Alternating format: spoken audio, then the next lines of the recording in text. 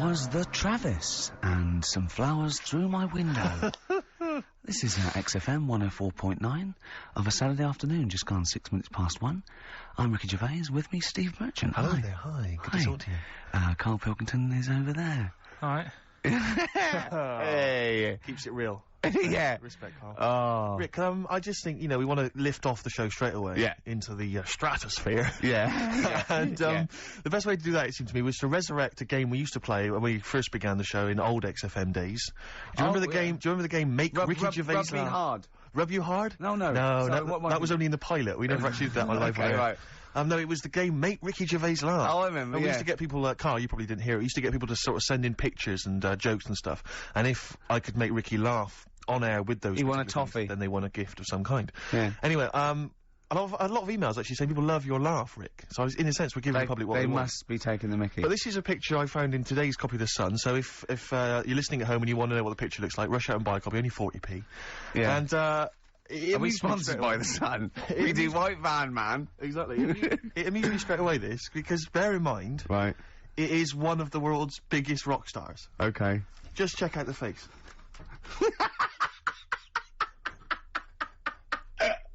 Oh, that's fantastic. Look at that. Oh, that is Michael Stipe. Oh dear, with sort of like looking like, I don't know, some sort of Nazi officer. That's not libelous. That's not libelous. In your opinion, Michael Stipe, yeah, he's outside there during the press conference for Peter Buck's. It's not a good picture. I love R.E.M. and I love Michael Stipe. I think he's a lovely man, but that's a bad picture, isn't it? He's got big glasses on and stubble, obviously still bald head. He doesn't appear to be looking at anything. He's looking right beyond everyone else. Can you see that, Karl? I'll tell you who he looks like. He looks like Zig, I think, from Zig and Zag. He looks like he's a Muppet made of foam. Oh, lovely. Nice to see that game come back. Yeah, the medium of radio. Yeah. Oh, what a good picture that is. I hope you enjoyed it. Coming up soon, we've got Sir David of Bowie, Nicholas Cave, and Travis. Flowers in the Window again. Play a song. Aerodynamic on XFM 104.9. It's alright. It was alright there. Uneventful, wasn't it? Really? So like I left a secret to go in. Yeah, popped out for a coffee. Yeah. I don't want to diss the funny little French lads. Sure. But, you know. Try harder. Are they French? Yeah, oh god, yeah. Sorry. Do you speak much French, Rick? I speak un peu. Yeah. I can ask, where is the Tourist Information Bureau? And, I can express my preference in music tastes, and I can order an Orangina, and that's all I can do. I know bière, blonde, pression, I think. That means, draft, yeah, French. Tu aimes la musique folk? Oh. That's filthy. So what that means, Karl? No, go on. Really dirty. Really dirty. Tu aimes la musique folk? Yeah, you dirty. you filthy little Frenchie. Alright. But, do you know much French, Karl? Have you got any fromage? That'd work. That's cheese or fish. It's cheese. It's cheese. Would you not care which one you were given? You like both? I think that's a whole different kettle of poisson. Yeah. I just think when you're in a country, you should have a little go. Well, that's a very little go. Yeah. You mean like football hooligans have a little go? What do you mean? You know, try and have a go at their their language. And well, what I do is I go in there and I point and talk a bit louder than usual in perfect English, and if they don't get it, I go mental. Exactly. Securing the fact that I've tried my best and they're having a laugh. And that is the prerogative of all Englishmen. Or just point. Point and shout? Yeah, point and shout. Don't forget, you know, because you can never be foreign if you're English, anywhere. Yeah. No, they're speaking funny. Just remember that. Yeah? Yeah. God save us! Sorry, go on then. You were going to say something else. Yeah. That picture you were showing me. Yeah. I wish we could post one on the website of Karl. Remember we won an award ages ago. What was it called? The British Radio Authority Award. Yeah. And, we made Karl get in the picture, and he was a bit reticent, but it came nice. But his head is perfectly circular. I put a coin on it, and only the ears popped out from behind the coin. Isn't it perfectly round, isn't it? I mean, when you've been saying I've got a round head, I was a bit like, yeah, everyone has, stop having a go. Yeah. And then I saw this picture last week. I thought, God, he's right. Can't we just pop it on the XOM website? I'd rather not. I'll go on, just get someone... have you seen that man in a jar without a brain? Sorry, is that something? Is that a product you can buy? In like Sainsbury's? Is it a dream you had yesterday? Man in And you a wondered if jar. you could. Can I? Yes, hello. Could you make my dream into reality, please? Oh, we can't actually, sir. In plastic would be good. Sorry, what do you mean? In the a man- future, you'll be able to download your dreams and then just like act them out again, probably in the year 2000 or something. Soothsayer. No, there's some museum somewhere Yeah. that's got this little fella who was born without a brain, and he's in a jar, and it's just that he's got a really round head. Right. And when I saw this picture, I thought, God, it just reminded me of this little fella in Yeah. a jar. Oh, and what do you mean he's born without a brain? He was born without a brain. So it's a baby. It's not a little fella. Yeah, but it's weird. Do you know the difference? Do you have conversations with like people in prams thinking that fella's little and he doesn't talk much? Yeah. You know, babies aren't like little people. Well, maybe... Well, they are little people, but I mean, they're not very small adults. They're not like midgets. They don't do a job of work, is what we're Yeah, saying. yeah. You're very. No. What do you I mean? didn't read about it, I just saw the picture. And This it is looked where like you're a going man. wrong, Carl. This is always your mistake. You see the picture, you don't read the little caption. But what do you underneath. mean? How do you think- guess at what you think the meaning But how is. did you know it didn't have a brain? He said something like the brainless man. Yeah, but people say that about you. It doesn't mean you literally you haven't No, got a no. spinal cord. I bet somebody's seen it and knows what I mean. It's a famous picture. It's Right, like- call in 08700 800 1234. Once again, you win a prize if you can tell us what Karl is talking about. Just in general. It's an ongoing competition. We're trying to find some CDs to anyone who knows what Karl is talking about. Stereophonics, Vegas, 2 times. Well, we've had calls confirming that there was indeed, a fetus, or a stillborn child. A pickled Born- baby. A pickled baby. No wonder it died. Born without a brain. But everyone has, you know, pointed out that it wasn't a little fella. It certainly wasn't a little fella. No. But because it had been in the jar for a long time, I think it had aged a bit. What are you basing that on? You do carry on growing, yeah. of course. Yeah. Well, your ears and your nose. Your ears and your nose. And your eyes don't grow, so, Yeah. you could probably, yeah. I'll dig it out for you. Yeah. Imagine if like, there was an experiment where they were raising a child just based on the information that we said on the radio. What kind of a person It was like would they download, be? yeah. And it What kind of just, information would they and have? it took everything literally. Exactly. And I think, yeah, there's no irony or, yeah, it was just. They just, everything we said they assumed was fact. Everything that Karl said And they any assumed was question fact. it had about the world, it could only ask Karl. Exactly. And it would See, be now, his- this worries me because without wishing to be disrespectful in any way, Karl, you know I think you're the best man on earth. When you have a child, we could be in a situation a bit like that.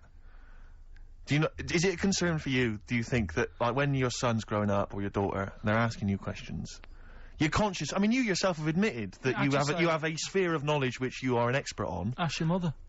You'd say, ask your mother. That's good. That's great, fair enough. That's good. And I'd play with it. I think I'd be a good dad. Yeah, I think you would. But I wouldn't be the one who's shouting at it. No. No. I Who would just you like- get to shout I'd at like it? Probably Windsor Davis. He'd be good, wouldn't he? You horrible little man! Well, you know, I'd tell it the rights and wrong. You don't have to be a really bright person to know the rights and wrong in the world. Yeah. No, I think you are bright, Karl. You are. And at what point in their life would you tell them about the evolution of the baguette? Which you told us. Or one the week. story of the bee. Yes. That you scored once. Or the 2 children. Would you ever get them to meet as maybe like that? They could be godparents. The friends you had at school. Yeah, with the webbed hands. and- the big heads and Big webbed heads. They hands. weren't my friends. That weren't friends. I wish we could track them down. Oh, that'd be great. I imagine they're in a zoo. Oh wow. Oh, Yeah. 2 big A safari jars. park, yeah. 2 big jars. Industrial strength jars. Oh, dear. Man. Guess what? Go on. This is one of our last shows. We're going away, I'm afraid, on the 4th of May, isn't it? I can't remember. That's our last show, the 4th of May. Yeah, not forever. I brought a downer on the whole thing then, Yeah. didn't I? There's people cheering. Well, guess who's taken over from us? And I found this out. I was watching Liquid News the other night. Right. No one had called me. Zoe Ball. Well, she's a good presenter, but is this confirmed? I don't know. Or should I have said that? Is this true? Yeah, I think so. Oh, yeah, you've done it now. Yeah. She was in the other day. You watched it on the telly, so... Yeah. But what annoys me is, this is rather like when we got, according to last week's Media Guardian, we got rapped for saying the word cock on the radio. And what we never did we? We had to read that on the internet. No one never told us That just slipped out your mouth, didn't it? What's that, cock? Yeah. Yeah. Yeah, so anyway... And, now we don't even get told face to face that Zoe Ball's gonna take over. Yeah, but it was only, like, sorted out the other day, and then when I saw you... We're allowed to say ball, aren't we? Yeah. When I saw you yesterday, I said, yeah, it's... So we're not allowed to say... Oh. No, I'm not going to say the word, and we're not going to say... we're not allowed to say the... We are allowed to say the male bird is a cock, we're not allowed to say the other one, but we are allowed to say ball. Yeah. What if her and her dad, Bobby, would we be able to say a pair of balls? Would we be able to say that? And I don't know. I don't think he's part of the deal. So you don't need to. In fact, if she's listening, call in and confirm it. We'd let her on the air, won't we? As long as she doesn't swear. Yeah, don't be rude. Yeah, don't be rude, Zoe. Blue. Yeah. Don't be cheap, basically. Better warn as well not to leave too much, nothing lying around. Because it'll be gone. Especially if it's skag. Echo and the Bunnymen. Killing Moon. Good to hear that again. Yes. On XFM 104.9. Who are you? I'm Ricky Gervais. Who are you? Steve Merchant. Who's that funny little round-headed fellow over Karl Pilkington. there? Pilky. Pilkers. Well, she ain't called, so mustn't be true. I just didn't think we were being disrespectful to her, because we both think she's a fine presenter, and I think she'd do very well on there, and I think it's a good move as well. Yeah, but can you just say it's not forever? Isn't it? No, I think she'll become more popular than us. And I think that'll be the end of us, to be honest. Well, she can string a sentence together. I think she'll get lots of PR and everything, and she goes out with Big Boy Slim. Big Boy Slim. Who's, you know... A good DJ. He's a good DJ. And, is her name Zoe Slim now? Yeah. Right. You know, there will be nothing. It's 3 months, innit, she's taken over for. Is she getting paid the same as us? I don't know. We'll find out. I bet it's a hell of a lot more. I'll go mental. I bet it's good money. It's good work. I'll go mental. Yeah, well. Well, there you go. What are you going to do? I'm, for 3 months? I'm gonna have Saturdays off. What Is she... Are you going to present with her? Are you going to come on and press the buttons?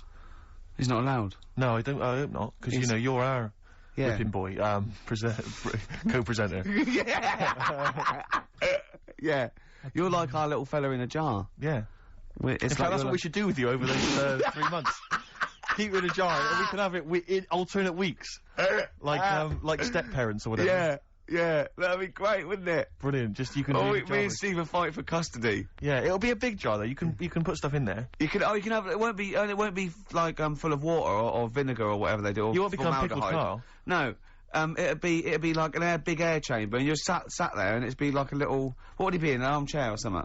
It'd be in an armchair, and we'd have stuff in there, and we'd bring your girlfriend, like, once a week, and she'd go, no, we put a blanket over the top, so we wouldn't, you know, see anything. But like the Big Brother household. Exactly. Yeah. Now, that's a hell of a documentary. Oh, that'd be amazing, wouldn't it? Karl in a jar. But anyway, that's what, so we're going away on the 4th of May for 12 weeks. It's a long time, isn't We were doing the second series of The Office, so we can't be around, I'm afraid. And Zoe Ball's standing in for us. And, that can't be right. She's not I don't think you can say standing in for us. Isn't that right? Taking over the show, I think, would be fair to say. I don't know. I can't say anything now, can you? I'm Don't worried say about that. Just because he goes out with Big Boy Slim, you got to be careful what you say. Yeah. Karl, you look upset. You're starting to think that we're getting melancholy now, that you're just gonna sit at home. What are you gonna do every Saturday? Dunno. Go shopping. Let's sort out a jar. We've got to do the balloons before then as well. You've got to send you up in a balloon. Maybe we can send you up in a balloon and you come straight down into a big jar. Yeah. And they put a giant cork in straight away. yeah, and there's a big cheer. I'll tell you what we could do. We could set you adrift like Robinson Crusoe set the ball and see where you end up. If you find me, yeah. Oh, you might go to an uninhabited island or something. I'll tell you something I learned in the week. Go on. Just reminded me there about going up in the air. Go on. Right, if cars could drive up, it'd only take an hour to get into space. Which is great. Going how fast? About 50 miles an hour. You just made that up, didn't you? You just guessed that. You just guessed it. You just said about 50. Yeah, See, but this is what worries me. If you have a son or a daughter, yeah, age 50, he's Yeah. going to be out in the street with a ramp pointing into the sky. Dad, how long do elephants live? About 1,000 years. 1,000 or something. I wouldn't say Dad, that. how much can an ant lift? About a quarter of a kilogram, probably. About 2 bags of sugar. If you guess, it's not fact. Yeah. Just because you thought it, that doesn't make it fact. Does anyone know how long it'd take a car going 50 Let's miles not an hour? get people are phoning to in go about into anything space? now, Rick. Yeah. We yeah. asked them to phone in about the jar thing. Switchboard lit up. It's crazy. You ask him to phone in about, like, you know, something sensible, like Che Guevara, or, you know, the life of Winston Churchill. There's nothing. That is really a demographic sort of snapshot of our fans. Our audience. Ask them about a dead baby without a brain. Oh, yeah. And they're reaching for their phones. They don't mind what their bill is that month. We ask them for, you know, I don't know, great quotes or something from the great philosophers. Nothing. They're just ask looking them at the where phone. to buy, meths cheap. Straight on the phone. Oh, do you know the quotes that Ricky gave me last week and I turned them down? Yeah. I got home, girlfriend had a go at me. They don't know you turned him down. What you know is that he said he didn't want to take the book at the end of the show, so I'm not taking it, it's too difficult. I'm going to go and get a nice one, and go on, carry on. So I went home, and Suzanne said, where's the book? She was really looking forward to having a look at it. I said, I gave it him back, I wasn't up for that. And yet, last week I was ill and stuff, I wasn't in the mood for learning. Yeah. So I'm not having it. She goes, this is where you went wrong at school. Oh. She said, this is exactly where you went wrong. She said, you know, you liked infants, you liked, you know, you're colouring in and you're painting stuff. She said, but as soon as it gets to the heavy stuff, you just, you know, you're like a horse with its blinkers on. Yeah. So you just shut yourself away. So I said, no, I could have done if I wanted to. So anyway, we went and bought a quotations book, so I have got some quotes. What's the quotation book you bought? So I was asking him to read Keats and Wilde, Wordsworth, Shakespeare. What did you buy? It's quotes with, like, Eric and Ernie and that in it. No, but they're still quotes. They're still quotes. The Sesame Street book of quotes. Brilliant. They're still valid. No, it's a starting place. Oh. It's a starting point. Okay. Well, we'll have some quotes. We'll have some of that after We've got a yeah. lot more to get through before We've got a bit of new order. Bit of new order. Excellent. New order, here to stay. On XFM 104.9. Someone, I love our listeners, I really do, right? Someone just called in and said it's about he went, hello? Karl answers the phones. Bloke said, hello? He went, hello? He said, yeah, about putting Karl in a big jar, and Karl went, go on. And the bloke went, well, then you could call him Karl Pickleton. And he went, thanks. I love the bothering. I like Karl Pickleton. That's lovely. That's so sweet. He spent 50p to tell you that, and you were worried. You just saw you going up in a balloon and landing in a jar again, didn't you? What have you gone through yet? You've had nothing but good feedback from this show now, and now you're just getting all worried, aren't you? Heat magazine say you're a genius. You got your picture in that Extracts magazine with a little round head. You have Jaffa cakes. I gave him a £5 the other week to buy biscuits. He's having the time of his life. Yeah. This is his best day. This must be your best 2 hours of the week. I enjoy it, yeah. It's alright sometimes. Yeah? What's better regular than this for you? What's a better 2 hours a week?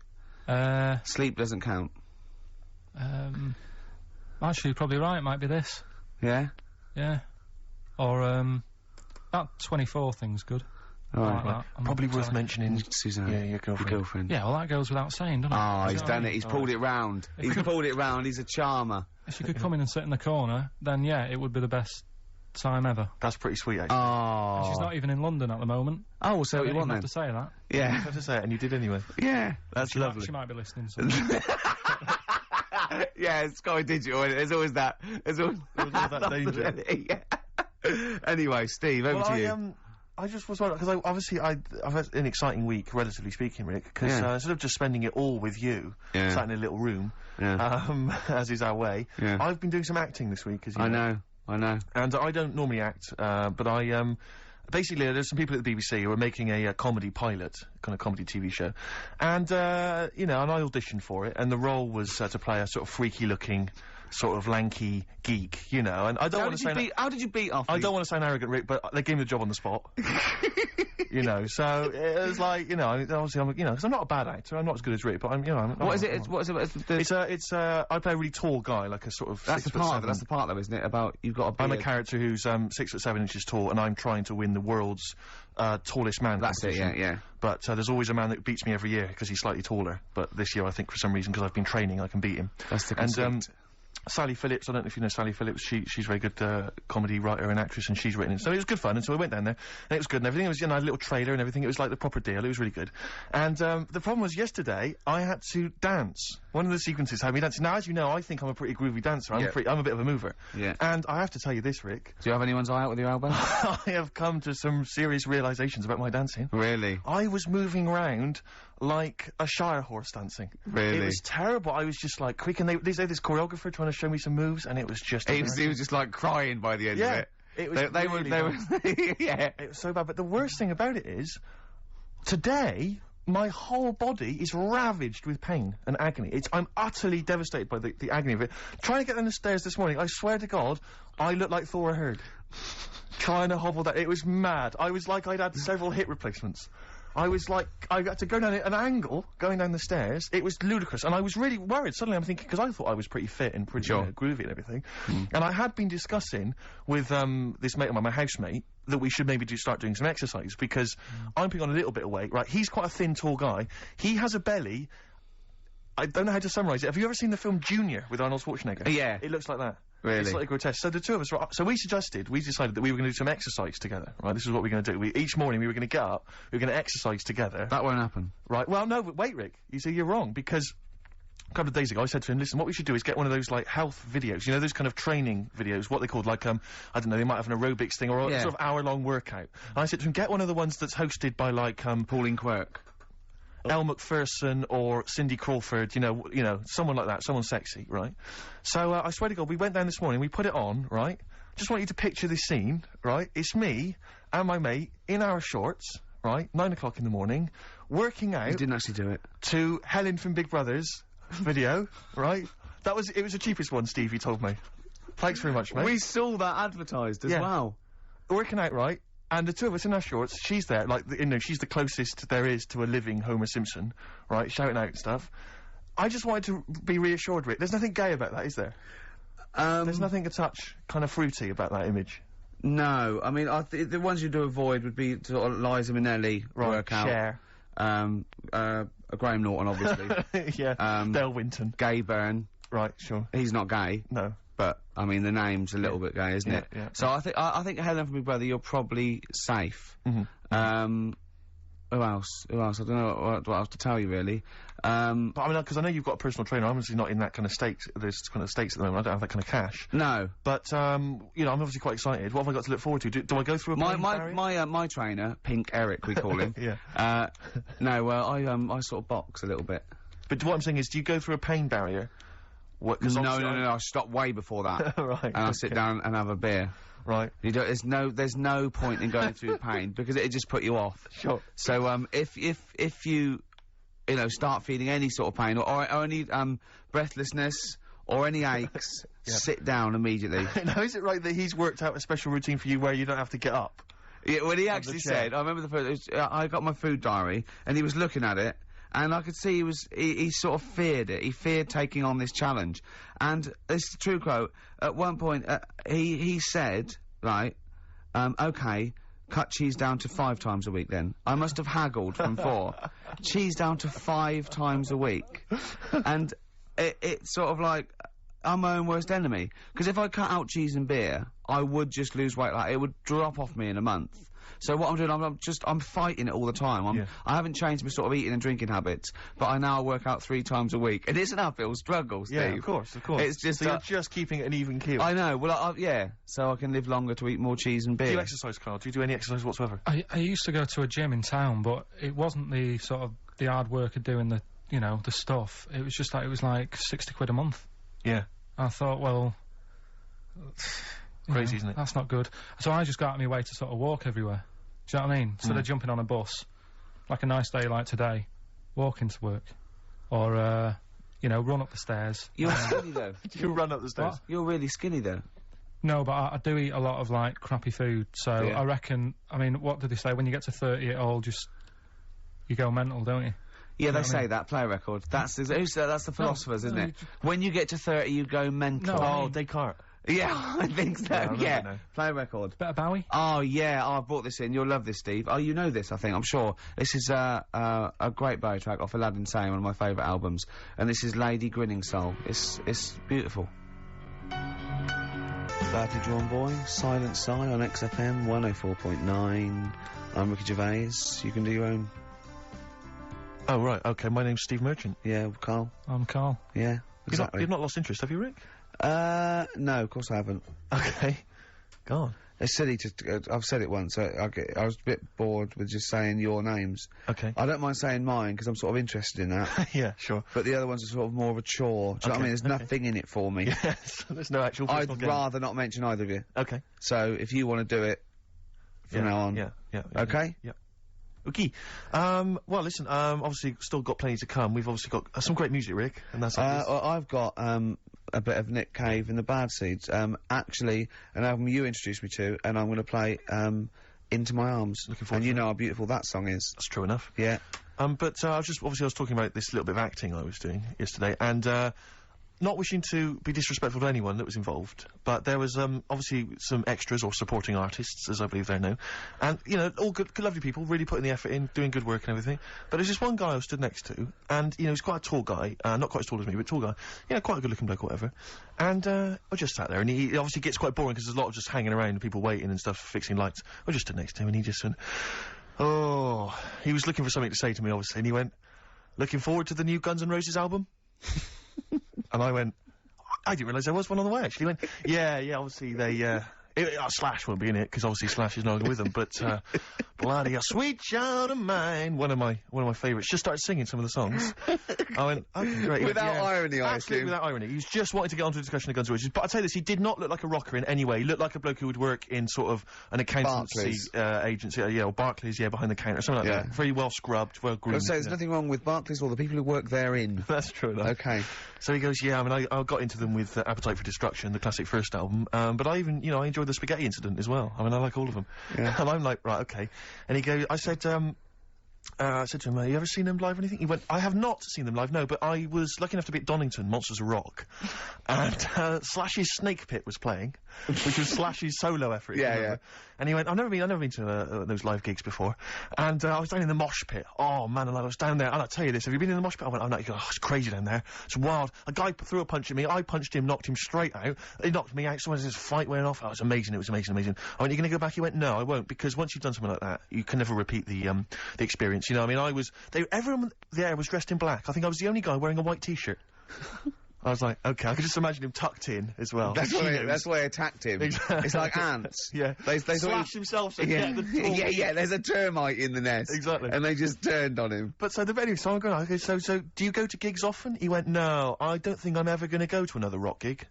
And I said to him, why? And he went, I don't think any gig I go to will be able to top the experience of seeing UB40 live. And do you know what I mean? And I almost did what you did. That's why I've never seen him live, because I don't want to end my life. But I almost there'd be laughed. no point I then. thought it was a joke. I thought he was making a joke, and I was about to laugh, and I realised he was deadly serious, and I went... UB40. Oh, good were they? He went absolutely blinding. One of the Sure. most incredible live experiences I've ever seen. I imagine. Absolutely Did they remarkable. do songs in a sort of mock reggae style? Apparently for they 2 did. hours. And then he began to Excellent. tell me which of his favourite... He went, I don't know if... I said, have they done anything recently or put anything out? He went, I don't think they're going to be able to top those classic albums, Bag of Riddim and Yeah. Rat in the Kitchen. I remember once when I went to sign on, okay, and I don't know what year it was, must have been like 1979 or something, and I left school, and tell me if I'm wrong if it wasn't out then, but this bloke was at the back with sort of like a ghetto blaster, and he was playing 1 in 10. Right. Obviously making a point, he was in the dole office. Yeah. Everyone ignored him, and when it finished playing, he turned it down. And he took a number and queued. The days when they were a protest. When was that? What year was that? What year did someone can pinpoint that for me. Phone in 08700 800 1234. I know it had just come out. But what was amazing is when he said that about UB40 being the best live experience you've ever seen, it was one of those moments where you thought, I never thought I'd hear someone say that. Yeah. Do you know what I mean? I don't know why I can't understand what kind of person you are. I suddenly realised at that moment there was such a chasm between us. Is there anyone out there whose favourite band is UB40? Red Wine, maybe. UB40, yeah. Oh, they're a great bunch of blokes, though. You see them, they crack me up when I see them interviewed. They're really funny. But once you've heard one, that's pretty much it, isn't it? Absolutely. I imagine. I mean, I don't know. Maybe I'm a Philistine. Maybe there's some hidden depths to them that we don't understand. Maybe some great tracks that you could point out if you're a big fan. Well, I'm never going to go and see him because... Why? No. Why sort of like top your experiences? Exactly. You know, because you're never going to better it. When I know I'm definitely dying, I'm going to go. You'll summon them to play for you. Yeah. Get me Labour of Love live. Do Right in the Kitchen now. This is a little bit of a treat that I thought I would charm you with, Rick. From The Cure's Greatest Hits. This was this double CD that they brought out recently, including 18 acoustic versions of their greatest hits. Yeah. And this is the acoustic version. What have you gone for? I've gone for, glad you've asked, Just Like Heaven. Wise choice. XFM 104.9. Lovely, that one. Brilliant, isn't it? The acoustic version of Just Like Heaven from The Cure's Like double it. CD I'm greatest loving it, hits loving it. collection. Now, again, I broke the rules in the week. I met up with Karl. I had lunch with him. And we were chatting and having a cup of tea. And it got onto one of Karl's favourite programmes, was the Tales of the Unexpected. Ah, of course. And all I can think is that he's probably the only person in Britain where they were unexpected. I mean, to him, when that twist came in, and you go, gee, I can't... Yeah. Oh, God. Can't believe So it was the tree that did it. I mean, he was probably the only... And we were telling all these stories of horror, and he liked horror stories. And I told him this story, and I don't know if this had come across the radio, but I told him this story. It was a short. It was a horror short. This was a film you saw, was it? Yeah, yeah. And, what it was, it started off, just there'd been a car crash. You see, it's a horrendous wreck. And you saw it from the point of view of the person in the car. And he was calling for his mate, and he was going, Dave.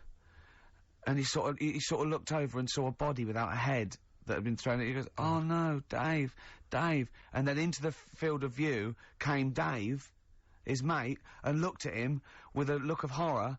And then it sort of went black, and you realised that he was just a head, and it had been his body. Oh, wow. Right?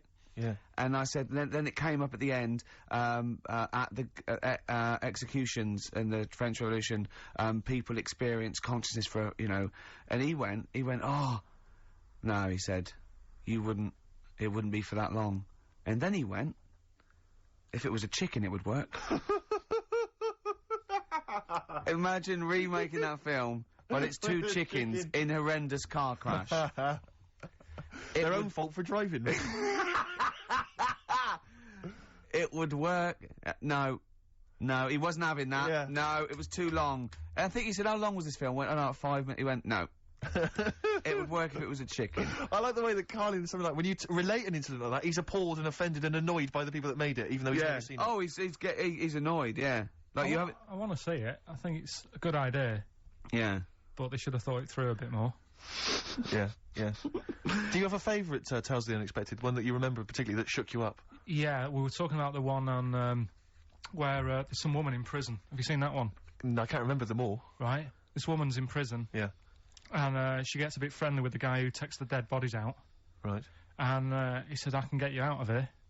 He said, what you've got to do, right? You've got to, I don't know, at midnight...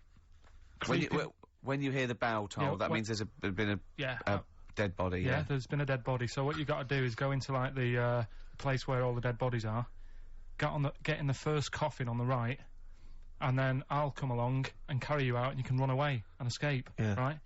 So she goes, yeah, all right then. So she hears the bell go. I'll bury you, right? And then I'll come back later and dig you up. Right. Yeah, but that's the point. It doesn't matter. It does matter. Trust me, Karl, it All really right, matters. okay. Listen, I don't know if I'm going to ruin this for people at home. Yeah.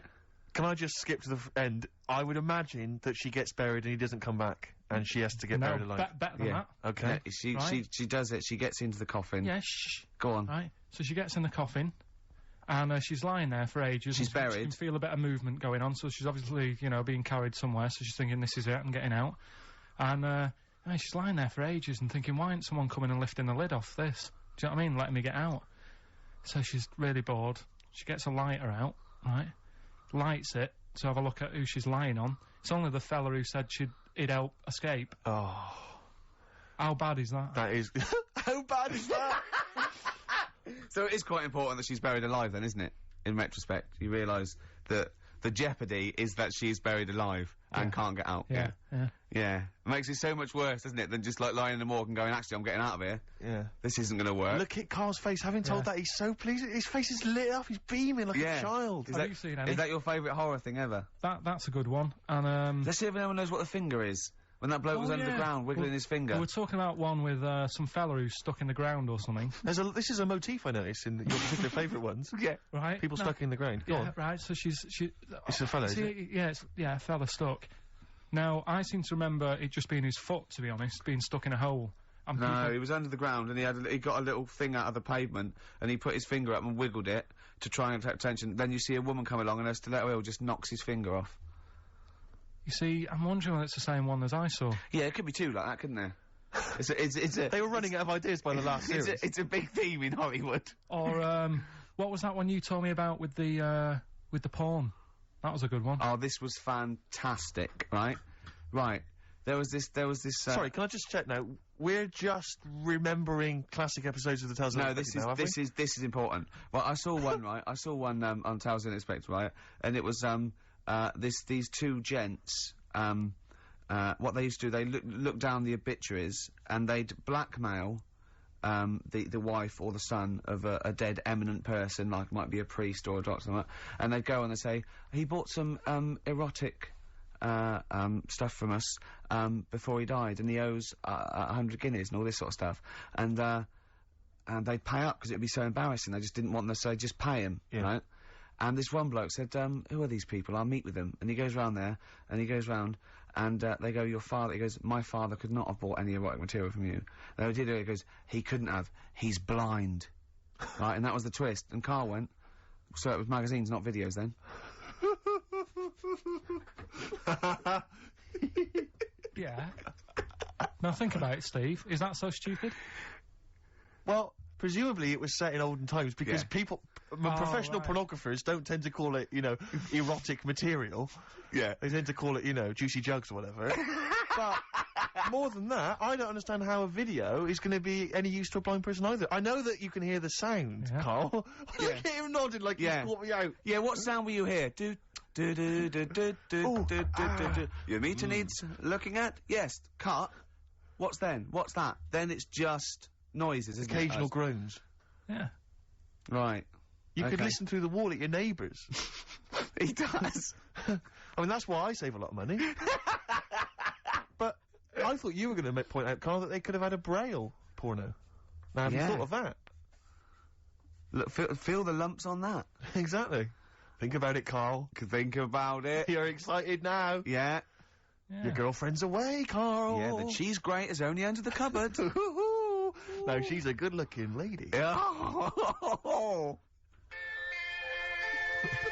Next, we've got White Van Karl. Oh, excellent. Star Sailor, poor, misguided fool. Well, it's time. Well, go on. That time, isn't it? Yeah. Play the jingle. Yeah. White Van Man, Karl. Brilliant.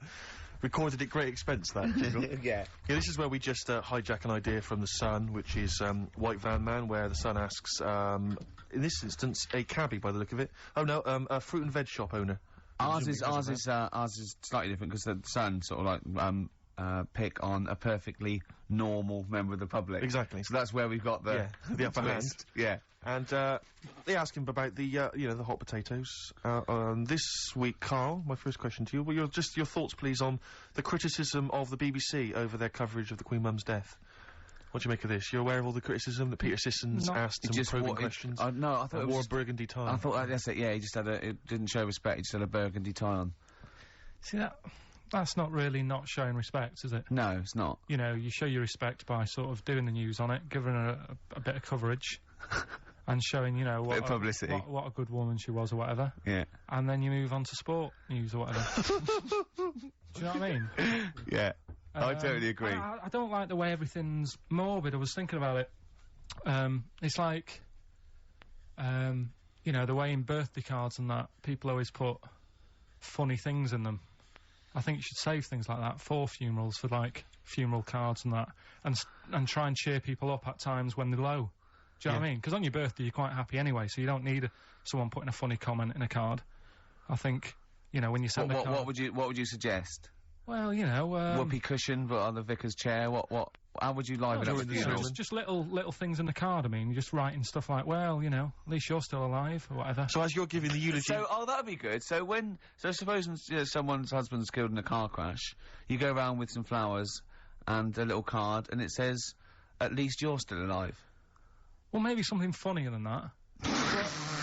Well, maybe, like, if you got up to give the eulogy during a funeral, just wear a pair of comedy tits. Yeah, or those glasses that are eyes on sort of springs. But why has everyone got to be so sad about someone dying? No, what annoys me is that when you see the people on television, these sort of members of the public, and they're crying about the Queen Mother, who was sad when anyone dies, sad when anyone dies. She was 102. And, I mean, it's sort of like, they think they should cry. Well, there's a picture in the paper today. I don't understand it. There's a picture in the paper today of various people who were lining the funeral kind of route yesterday, and there's a picture of a very young child, maybe sort of 5 or 6, on the arms of her dad, and her head bowed, and it says a young girl there weeps for the Queen Mother. And I was looking at it, and you can tell she's just tired.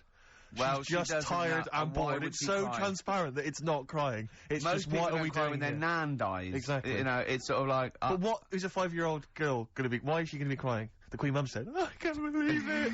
Yeah. Teletubbies? No. The Queen Mum. Oh, not the tweenies. No, it's on in a minute. Yeah. It's just like. Oh dear. I mean, I know. I'm sure, I don't know much about her. I don't know if she was a great woman, and obviously, it's always sad when someone dies. But it's like, it's interesting that there was a lot of tourists in that long line of people that are now queuing from hours upon hours to see her dying in state. Because it's clearly just people who want to be a part of history. Must be gutting if you're over from Sweden and you find out that, the Queen Mum's died. Oh, you must be devastated. You probably don't want to carry on with your visit. Exactly. Really. Okay, listen, Karl. I think we've covered that. What do you make of the, what do you make of the first genetically modified baby? Oh. Are you worried about this? Do you know what did they do? What? Let me see what it says here. It Well, says, isn't it just choosing the, eye colour? Well, this is the concern, isn't it? That in the future you'll be able to decide whether it's a boy or a girl, how intelligent it is, what it looks like, is it handsome, is it ugly? Obviously, no one will choose an ugly baby, and so on and so on and so on. And so it means that where will it lead? Where will it end, Karl? Are you concerned? I've thought about this a lot. What will us three look like in the future if they're being, genetically modified, beautiful people? What will we be like? How will we be considered in society? True, yeah. But we've talked about this before, haven't we? About the cloning thing. Yeah. That's a bit weird. Yeah. But I don't think it matters, because at the end of the day, right, you might look like some other kid, but it's the way you're brought up that will change your features and the way you are, your personality. If you lie, you get a long nose, don't you? Well, no, but listen, right, because I remember when we, I was growing up on this estate. This is going to be good. Go on. No, it's not. It's just an example of how this doesn't work. Go on. So we don't need to worry, sort of thing. Sure. Right? Okay. So I'm growing up on this estate, and there was this woman about 4 houses down, right, who's a bit rough. All right. Didn't fancy her. Oh God, no. Right, but she had a baby. Well, tell me about her first. I'm interested in this woman. Why was she? It was a very. Was it like being a man in a dress? I mean, I didn't grow up in a posh house or anything, and I'm not saying that if you live in a bit of a rough house, you're a bad person. What did she look like? But anyone can tattoos, clean up. Looked like Tony Green with a fag on. They didn't clean up much, right? Oh. Which, even if you've not got a lot of money, you can still try and make a place look nice. Yeah. Right. But she didn't, and a kid used to take a horse into the house. Sorry. Whoa, Yeah. Whoa, Neddy. What do you mean a kid used to take a horse into the house? Where did he get a horse? Must have nicked it from somewhere. Must have done. You've seen a horse in it? No. What, is that from outside the saloon round the corner? Yeah, was it just tied up with a bit of... Right? And, oh, that's great. Did Big Jake come looking for it? I'd been out. Oh. Right, sorry, let me get this. This was before the lynching stopped or after. Where did he get a horse from? What do you mean he must have nicked it? His mum said, where'd you get that from? I bought it. All right, then. But keep it out of the kitchen. I don't want you going Catlin rustling. Where did he get a horse from, Karl? And how long did he have it for? Was he leading it or riding it? Mum, open the door, I can't stop! I can't stop it. Open the patio door as well, Looks like we got us a runaway. What do you mean? I don't know, but the thing is, they couldn't afford to buy one because they're not cheap. So I'm just guessing. Maybe that's wrong of me. But I think... He had a horse? Yeah, right. So that's why the family didn't have any money, they'd spend it on the horse. No, I don't think, that's what I'm saying, I don't think they would have bought it. So anyway... Yeah, it's wise to whisper, Karl, in case they're listening. Yeah, and they could be in the room next door. It's not buying it, it's keeping it as well. Oh, so I was like in the car with my dad coming into the avenue, and you used to have to drive down it to turn round and sort of go back to our house. You had the traditional method of transport. Yeah. And the horse was in the lounge. Reading a paper. Just like walking around. What? And when I was doing, I tried to earn myself some money once by flogging little flowers in plastic cups. What? This is genius. It just keeps coming. What do you mean you're trying to flog little flowers? What do you mean? Wait. Let's play a record. Let's play a record and come back to this, because the story's going to just unravel and unravel. It's going to go on for hours. Let's play a track, Karl. It gets deeper and deeper. It's like an onion, isn't it? We've created a whole world here where there's a man living with a horse. Just walking around the lounge. I mean, I come from the West Country. I've never heard anything like that. I just think of a big sort of like orange carpet and a rediffusion telly and this horse going, I'm fed up in here. Exactly. This is really... I am not taking the rubbish out again. Yeah. Right, play a record. Let's have Velvet Underground. We got that lined up. Oh, yeah, the God. classic from the first album. I'm Waiting for the Man. Let's come back to the horse in a second. Little flowers in pots. What do you mean? Classic first album, Velvet Underground and Nico, which apparently peaked at a disappointing 171 in the US charts. Think of that. And that's obviously Lou Reed, the Velvet Underground, and Waiting for the Man. Yeah, great track. So we were talking. We were doing White Van Man, and we got onto. We got on to genetically modified babies, but and somehow then Karl started telling a story about someone with a horse, and then he got onto. He was trying to make money selling flowers. Just do the flowers briefly. Well, hang on. I just want to recap slightly. So there was a family, and who had the horse in the family? It was. Because you lived on an estate in Manchester. So didn't the you? mother was a right pig, apparently. Well, I don't know if that's you don't relevant. need to go that far. But what go I'm on. trying to do is, like, make a picture for you so you understand. What So did she what a look picture like? it Who is. did she look like? Bit of a, and no disrespect to her, bit like Pauline Quirk, Quirky, yeah. right? Okay, I knew you were going to say that. I knew it was going to be Pauline. Did she have any tats? Did she have any tattoos? I've never got that close to her. Okay, all right. So who had the horse? Was this her son or her No, husband? her daughter. Her daughter had stolen a horse, Yeah, from, I don't know where, there was I think it was some stables down the road or something. and they kept the horse in the house with They them. kept it in the house. Did but they didn't get have it caught? for long. No. So, and you said you were in the house one day and you saw the horse No, in what there. happened was, I was, they did this thing at school about raising money for charity, right? For some local charity. And they said you can do anything to raise money, and they came out with all these ideas, and I thought, that's good. What was the charity? Well, I don't know, I thought, forget the charity. Yeah, that's I'm just the a good charity money-making idea. So- You're a charity. So, so I asked my mum for some, 'cause she used to have a lot of flowers around the house. Sure. I said, can I just take some snippings off them? And, I'll go and buy some plastic cups. And, got some soil out of the garden, planted the bits of plants in them, Yeah. got a tray, Yeah. had about 25 plants on it, selling them for 25 pence each. Excellent. Did you sell any? Yeah, so loads. Did you just cut? You didn't just cut them and stick them in the Yeah, they soil. want to survive. Oh. But I think people sort of thought, well, good on him for trying. But anyway, so I went round to theirs, because I thought their house could do with a bit of colour and stuff. Yeah. 'Cause it's a bit rough. So as I went The up, horse went, thank God for that breakfast. they've been feeding me kitty cat. so I got up to the door, and they opened the door, and it was one of them houses where no carpet, Yeah. A horse in the living room.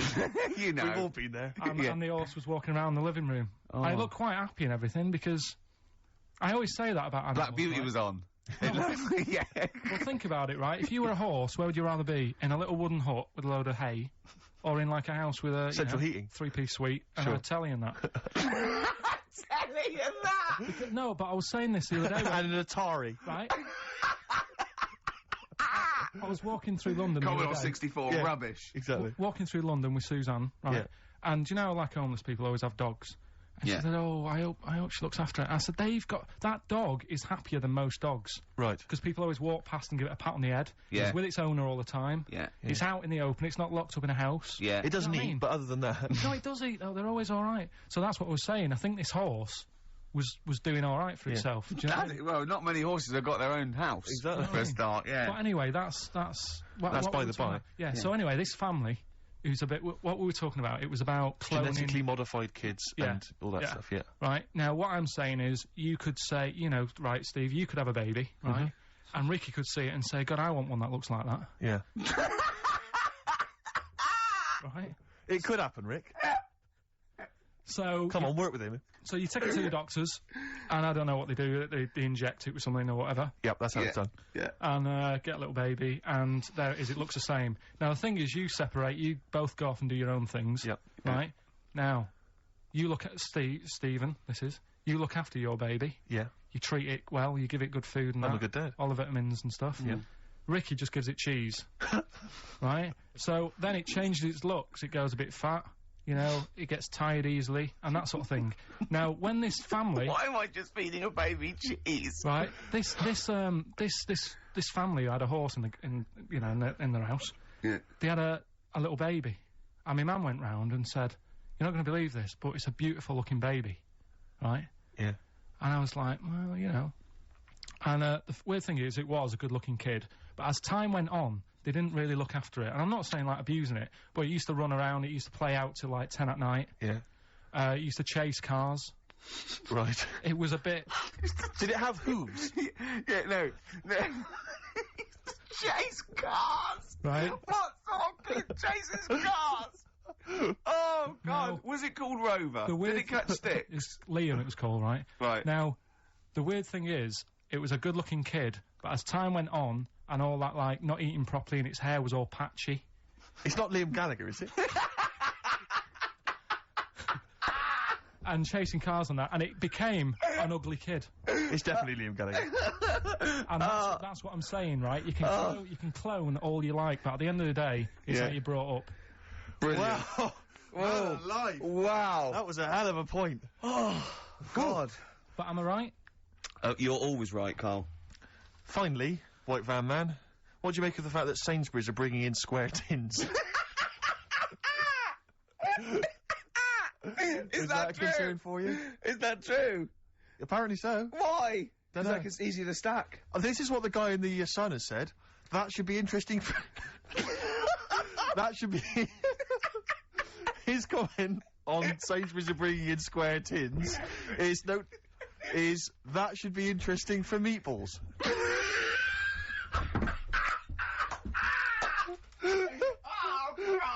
Ricky's just collapsed on the floor. Let's just play a song, Carl. I don't think even you can top that. Black Rebel Motorcycle Club. Whatever happened to my rock and roll?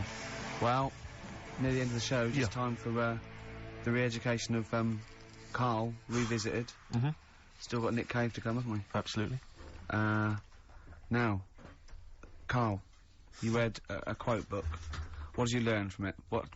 Tell us some pearls of wisdom. Just keep it down to one or two, your favourite things and why you like them. Right, well, you said just pick a couple. Yeah. Right? So I wrote a couple down last night. And what I did, so they weren't boring, right? I've sort of... Don't think you can ever be boring, but go on. But what I've done, I've took, like, different ones. So I've took a good one that I think, that's a good quote. That was worth putting in a book. I've put one that isn't really a quote, so I don't understand it. Oh, yeah. One that isn't clever. and a funny one. So a bit of variation all out of one book. Oh, how long did this take you? What did you do? Did you sort of, like, sit... About half an hour last night. And did you sit sort of, like, quietly at a desk or something? No, just in the lounge with the telly turned down. Oh, right. Just to give a bit of light to the room. Just had it on, but turned down. Have you figured out lights yet? So, so the first one, never heard of him. This guy called Dean Axon. Right. And this is a good one. He said, the memo is written not to inform the reader, but to protect the writer. That's good, yeah. Stuff, that's very good. That's it, that's... It relates a lot to, you know, office life and so on. Yeah, modern world and that. Mm-hmm. Right, so then, thought, so I wrote that down because I liked it, and that's what he said to do. Second one isn't really a quote, it's more of a poem. Okay. So how does that work? Well, that's okay. Just read it. Right, well, it's about suicide. Okay. Right? Razors pain you, rivers are damp, acids stain you, drugs cause cramp. Guns aren't lawful, nooses give, gas smells awful, so you might as well live. Lovely. Is that from Dorothy Parker? I'll tell you what. It is, yeah. I hate it. I hate that. Why? It's nothing to me, that. I think it's just a sort of weak, shallow piece of mock comedy. This is why I did it in that order, because that's what I thought. It's sort of like a zany vicar would write from living in Frome when he's about 55 and get it published in the... I hate it. Alright, so you're saying you're not a fan of Dorothy Parker's work, right? Right. Now the next one, Oscar Wilde. Yeah. Right, he's known, isn't he? Yes. Look what he comes up with. All art is quite useless. Well, that's... What's up with that? Well, it isn't. I did art. No, I know, but it's... Go on, next. But how has art helped you? How has it been useful to you? It was a bit of a... It's one of the only things I like doing at school. Right. Do you know what I mean? When I made that little clay man, fixing a car. Yeah. You made a clay man fixing a car? I'd forgotten about that. How can he... I think that's stupid. And especially that it's gone in a book. Sure. Do you know what I mean? Okay. It's easy to diss things. Yeah, it's harder to work things out, you're right. I don't think art is useless, by the way. But then you don't have to agree or disagree with some of these things. Some of them are... You know, so sometimes it's just their thoughts put eloquently or poetically, isn't it? And it's just, just to provoke a reaction as much as anything. Yeah. Well, and the good one, Ozzy Osbourne. I mean, sorry, but let's go back there. The irony is that is art. That he was an artist, wasn't he? So. But you don't, okay, so you don't like Oscar Wilde, but you prefer Ozzy Osbourne. Yeah, go on. Ozzy Osbourne, cracking one this, funny and educational. I bit a head off a bat the other night. It was like eating a crunchy wrapped in a chamois leather. Genius. Oh, you're right, Karl. Yeah. So there's. What do you like about that? The way he's described what it is like. I think, yeah, if someone, I mean, you can imagine what it's like, because I like crunches. Yeah. And, it's like and that chamois leather's really chewy, so you can imagine that's like the skin. So you like And his descriptive Yeah, writing. The crunchy bit is like the bones and that. Yeah. It's perfect. But you know, Karl, it's interesting because you've analysed Aussie there, and in a way, that is the first step on maybe doing a new English GCSE. Yeah, you know, being able to study you said language why you and liked understand it. and You said because it describes what you've never eaten about yourself. Yeah, but my teacher, Mrs. Kane, if I would have come into school with, you know, a quote by Ozzy Osbourne, she wouldn't have been happy. Really? Do you know what I mean? And that's the difference between She'd go, right, Karl, get your horse and go home. Well, listen, though, we were talking about other quotes. Yeah. Neil Armstrong. Yeah. Do you know his one? Yeah. what one giant leap for mankind. Do you know it wasn't meant to be that? You know, it says, it's one small step for man, one giant leap for mankind, right? Yep. It was meant to be, this is one small step for a man, Right. i.e. Yes. me, the individual, on a microcosmic level, one giant leap for mankind. And he mucked it up, because if you say, this is one small step for man, one giant leap for mankind, man there means mankind. I know, it's embarrassing. So you shouldn't give people, he's not a trained actor. That's true. He's more of an astronaut, to be Has he honest. won any awards, Rick? No, there are no awards. Is he BAFTA nominated? Don't think so. But listen, right, he said another quote as he got back into the rocket. Have you heard about it? Go on. Well, we're running out of time, and I'm just wondering whether it's worth saving as a bit of a teaser for next week. What did Neil Armstrong say as he got back into the rocket? Yeah. Is it going to Shots be away. something like, that was boring, wasn't it? The mic's not still on, is it? Yeah. They're not still listening. Well, that's what I was saying to you. He could have said that, and it would have That's still not gone down. cheese. It would have still gone down as an amazing quote, wouldn't it? Well, listen, I think you should save it, Karl. You tosser, I was meant to go first. No, I'll tell you what we'll do, Karl. We'll squeeze it in before the end of the show, because, Ricky, you got to play your song for the lovers. Oh, you should play this. I don't think we'll fit it in. We might have to save it. Don't worry, we'll see what we can do. Well, Let's next play, week, by the way, you've got happiness quotations, a collection of thoughtful words and beautiful paintings. I'll just give you an example of one.